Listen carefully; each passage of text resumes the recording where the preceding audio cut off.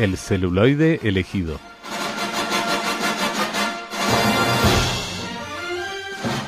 La película argentina La Casa de Bansi, dirigida por Poli Martínez Kaplún, ha recibido el premio de la audiencia como mejor documental en el Festival de Cine Judío de Miami. Y hoy tenemos la suerte de hablar con Poli Martínez Kaplún. Bienvenida a Radio Sefarad.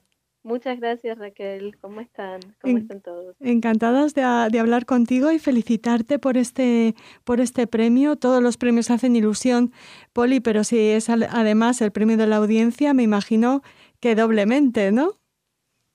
Sí, fue una gran sorpresa, la verdad, porque porque en el festival se presentaron 100 películas de 25 países y bueno, era tan grande el festival y tantas películas y que yo ni lo tenía, el tema de los premios ni lo había considerado. En general, cuando yo voy a festivales no pienso en los premios porque ya ser exhibida en un festival, que la película se admita y que sea selección oficial ya es un gran logro. En general, en festivales así tan grandes se pueden presentar hasta 10.000 películas. El número siempre es entre 3.000 y 8.000 películas.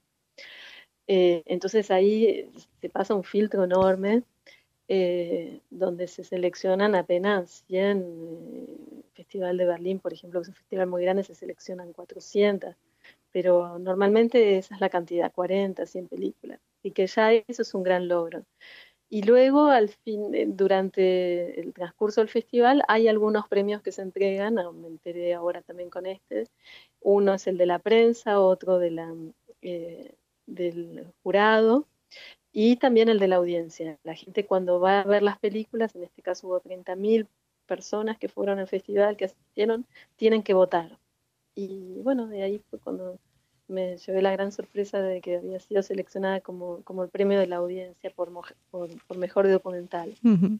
También fue una sorpresa todo lo que encontraste indagando para preparar La Casa de Bansi. Cuéntanos cómo nace el proyecto, Poli.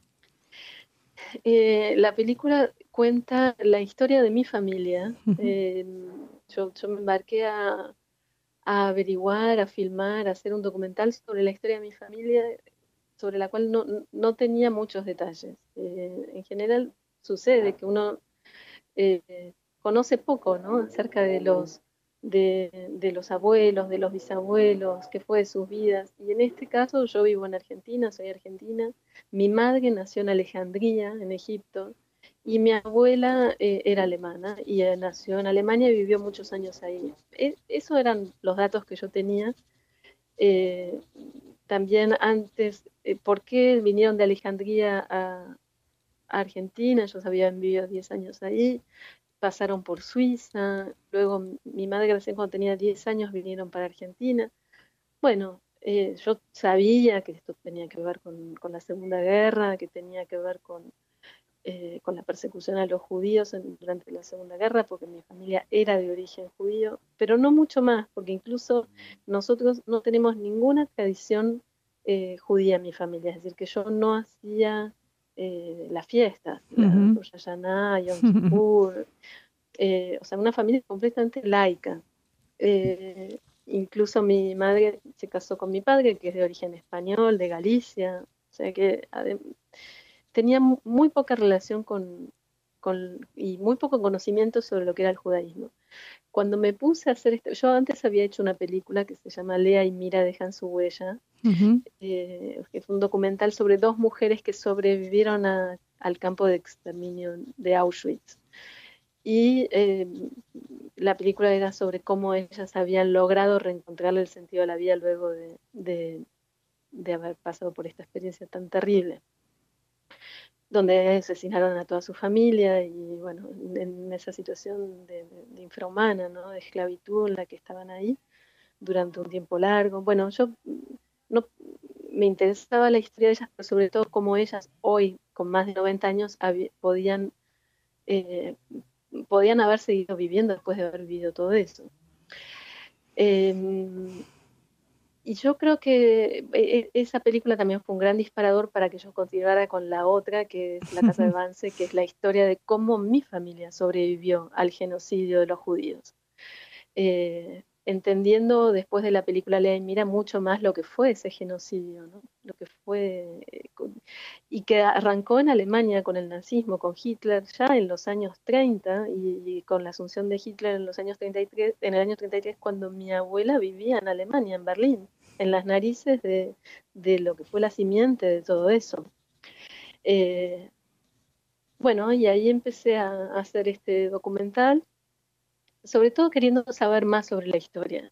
Y me encontré con un universo muy, muy rico y muy interesante de información y de contradicciones y de aristas diferentes, sobre todo en el relato de la historia que podía encontrar a través de mi madre y mis dos tías.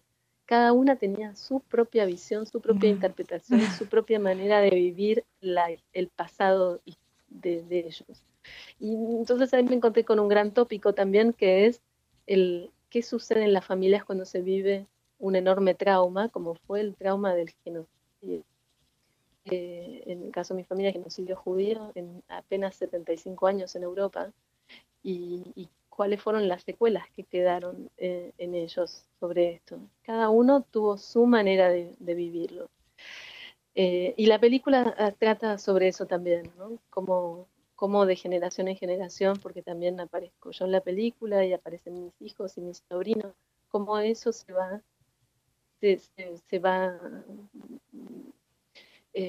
asimilando, ¿no? Como eso cada uno tiene su manera de poder vivirlo. Poli, ¿tú tuviste oportunidad de conocer a tu abuela? Sí. Sí. Sí. Y ella nunca te contó. Ella un poco, también yo entiendo a través de la película que yo sabía que ella era alemana, su padre era un famoso psicólogo y filósofo, un hombre célebre de la ciencia en Alemania, Otto Lippmann, yo siempre lo supe eso, su padre, Otto Lippmann, y había visto sus fotos y las conocía, un señor con barba, con mucha cara de señor pensante, intelectual. Sabía que era célebre, tampoco conocía muy bien la historia de él, incluso de su obra.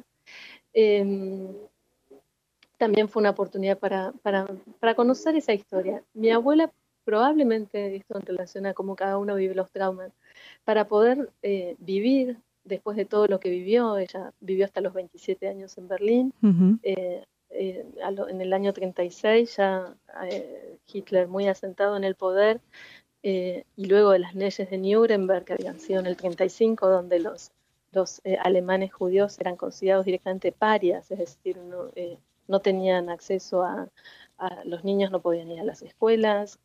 En el 33 ya a mi bisabuelo Otto Lippmann lo habían echado de la universidad, donde él era titular de una cátedra, de una materia, y había entrado a su casa, instituto de psicología, había entrado a la Gestapo, le habían quemado parte de sus libros. Eso ya en el 33. En el 36 mi abuelo fallece, una de las teorías es que se suicida, otra es que muere de un ataque al corazón, digamos, esto lo acaba con él, y, y mi abuela en el 36 decide emigrar irse a Alemania. A su casa queda ahí y se la confiscan, nunca le pagan, entra ahí gente del ejército alemán, un nazi, y mi abuela se exila a Egipto, donde conoce a mi abuelo. Bueno, ahí empieza toda la historia que yo narro en la película, pero yo creo que también parte de lo que yo voy corroborando, que es por qué mis tías y mi madre saben poco de esta historia, y por eso es que no me llegó a mí, de lo traumático que ha sido todo eso, y cómo ellas tuvieron que escapar de Europa, y cómo tenían ese estigma de muerte, ¿no? Tenían que estar todo el tiempo pensando cómo esconderse, porque si no los mataban. Y cómo luego tuvieron que encontrar papeles y convertir. Por ejemplo, la Argentina no se podía venir como judíos porque no les extendían visas en los consulados a los judíos. Los judíos estaban directamente atrapados en Europa, ¿no? O los confinaban a los campos de exterminio, o no tenían muchas alternativas porque en ese momento los países no los aceptaban. Solo la República Dominicana aceptó que un gran contingente de judíos fueran para ahí, pero la otra forma de poder escapar para los judíos era encontrar estos papeles, digamos, poder, como el caso de mi familia, fueron en Suiza a una iglesia, se convirtieron, pidieron hacerse protestantes, y luego eso les permitió con esos papeles poder conseguir visa para venir a la Argentina. Venían, por ejemplo, a la Argentina de forma clandestina, venían por Bolivia, venían por Uruguay, y encontraban el modo de entrar al país.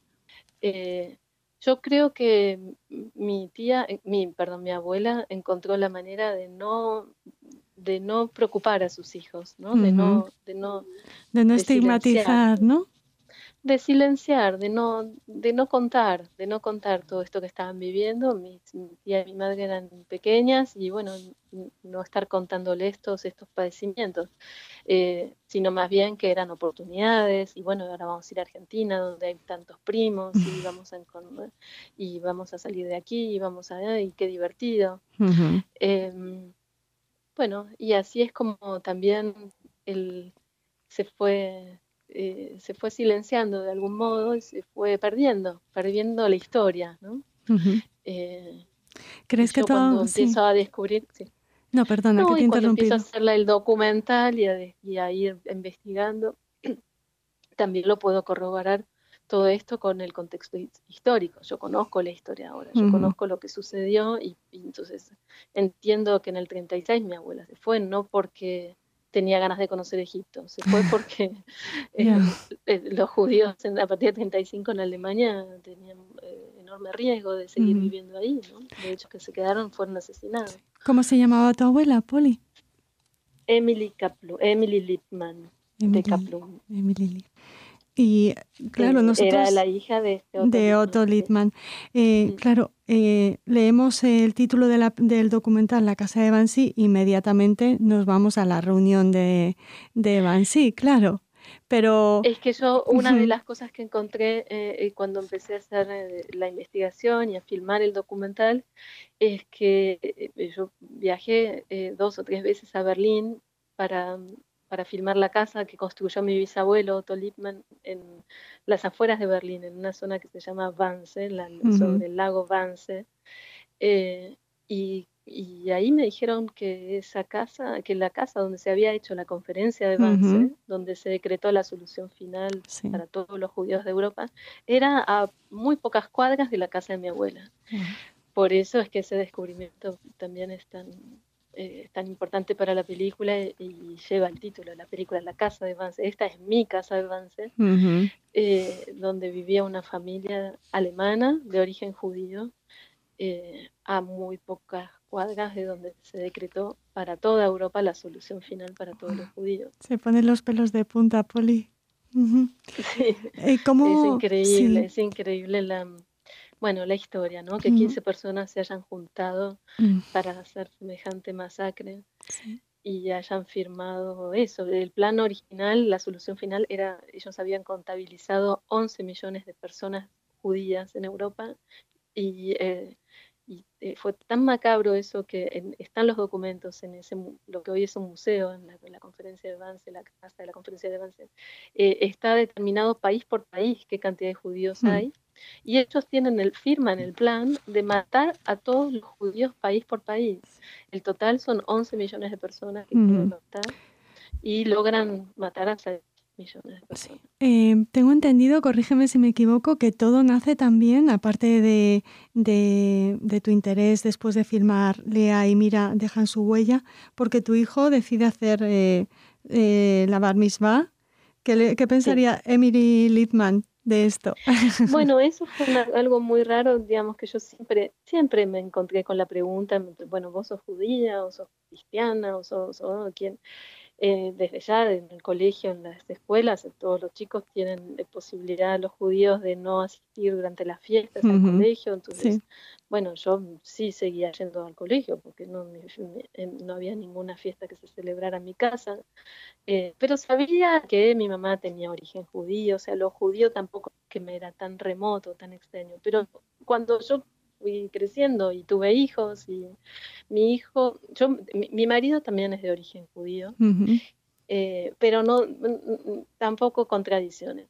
Así que verdaderamente cuando mi hijo, que va a un colegio laico, se le ocurrió a los 12 años, me dijo, yo el año que viene quiero hacer el bar mitzvah, la verdad es que no entendía de dónde venía, y también eso me interpelaba a mí sobre mi propio judaísmo, Ujú. ¿no? Que él es hijo de una madre judía o no, ¿qué es el judaísmo? O sea, finalmente yo podía responder, así que sí, sí, soy judía, porque mi madre también es judía, pero realmente no conocía mucho más de cómo se define el judaísmo, cosa que también me interesa mucho como tema, ¿no? Ujú. Por- Eh, y bueno, y el documental este fue realmente un gran disparador. Es cuando empecé con este tema del bar mitzvah de mi hijo, dije voy a hacer el documental. Y de hecho fui a filmar el bar mitzvah con un camarógrafo de documental para hacer ya las tomas de lo que sería en algún momento un documental, porque yo sabía que eso iba a ser una escena que iba a utilizar. Eh, sí. Poli, y me imagino que hay, aparte de las imágenes que hayas rodado en los escenarios tipo la casa que construyó tu bisabuelo, me imagino Sí. que se incorporan también entrevistas con tu tía y con tus tías y con tu madre, fotografías. ¿Cómo es, cómo lo has diseñado a nivel fílmico, el documental? Bueno, eso fue también, yo sabía que yo tenía mucho material fotográfico y fílmico, eh, mi- que es algo muy excepcional, porque mi bisabuelo, este Otto Lippmann, el Ujú. filósofo, tenía una cámara en su casa. Él Ah, tenía, entonces también descubro que probablemente fuera de las primeras cámaras que existían en el mercado en ujú. Alemania, porque hasta ese momento eran los fotógrafos que tenían sus cámaras, este era un invento nuevo y tenían sus cámaras en el estudio, pero él tenía su cámara que compró para sacar fotos como tenemos nosotros ahora, ¿no? Que uno saca fotos en el jardín con los chicos, eh, con los amigos cuando no vienen a visitarnos. Bueno, ese tipo de fotos, pero que se remontan a 1890, Guau. tengo yo que eran propiedad de mi bisabuelo. Ujú. Para mí, bueno, es todo un tesoro de imágenes, porque eso a mí me permite descubrir la vida que ellos tenían en esa Claro. época, ¿no? Puedo ver los vestidos largos de las hermanas de mi bisabuelo en Breslau y después Berlín y la universidad y cuando se recibe y después cuando empieza a construir la casa y después el nacimiento de mi abuela y de mi tío Jo. abuelo, Ujú. todo eso está en los álbumes. Y también lo increíble es que esos álbumes se conservaron. Sí.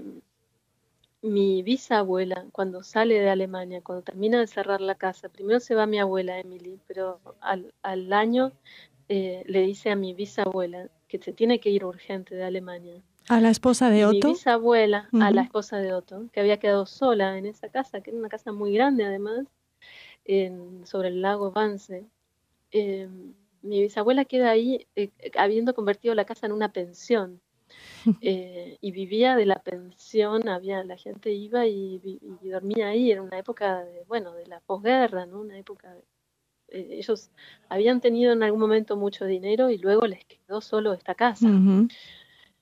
Eh, Mi bisabuela vivía ahí, mi abuela le escribe desde Egipto para que se vaya.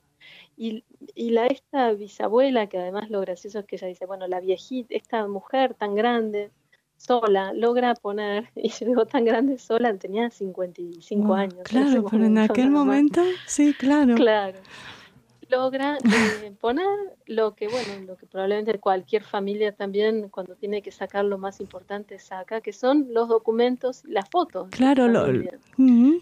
El y testimonio algunos objetos, de los la amores, de las vida, historias, de los hijos, ¿no? los Claro. álbumes, y Ujú. saca los álbumes y saca algunos objetos de valor y saca pinturas al óleo que Ujú. pertenecían también a los antepasados, ¿no? Al bisabuelo, al tatarabuelo, que eso también es increíble ver cómo Sí. una familia judía de origen judío en Alemania había logrado semejante nivel social y económico, Ujú. una familia muy burguesa que tenía sus pinturas al óleo en el siglo XVIII.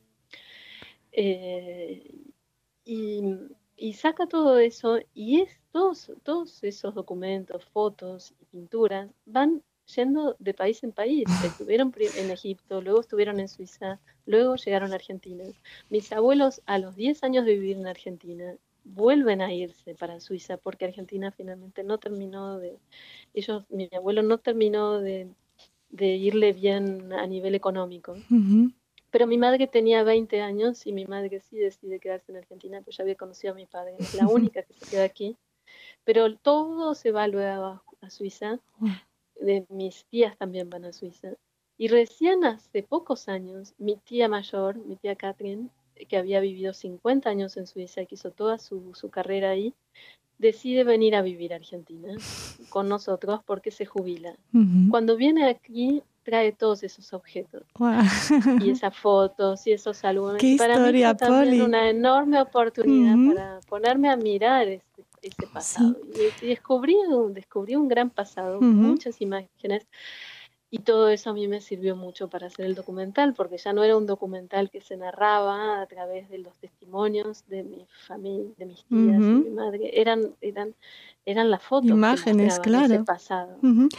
Oye, tenemos muchísimas preguntas, como qué hizo tu abuela, o sea, qué hacía en Alejandría tu abuela siendo tan joven, si trabajó, si no, pero debemos dejar algunas para cuando podamos ver el documental, que con un poco Claro. de suerte, Poli llegará a España.